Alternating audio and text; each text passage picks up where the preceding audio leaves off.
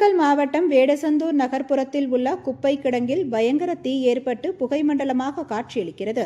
இது வெயில் காலம் என்பதால் தேங்கி கிடந்த குப்பைகள் சருகு போல் காய்ந்து கிடப்பதால் சமூக விரோதிகள் சிகரெட்டை புகைத்து குப்பைகளின் மீது வீசி சென்றதால் தீ பற்றியதாக கூறப்படுகிறது. இதுகுறித்து வேடசந்தூர் பேரூராட்சி அலுவலகத்திற்கு அப்பகுதி மக்கள் உடனடியாக தகவல் அளித்தனர்.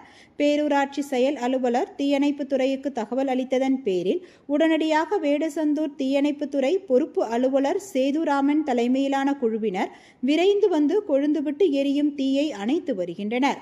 நல்வாய்ப்பாக அக்கம் பக்கத்தில் தீ பரவாமல் தீயணைப்பு துறையினர் தீயை கட்டுக்குள் வைத்துள்ளதால் எந்தவித அசம்பாவித சம்பவங்களும் நடைபெறாமல் தடுக்கப்பட்டது.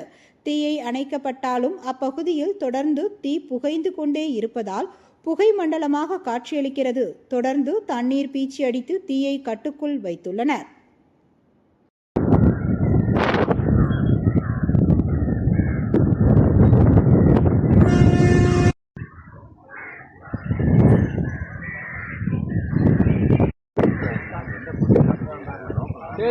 பார்க்கலாம்.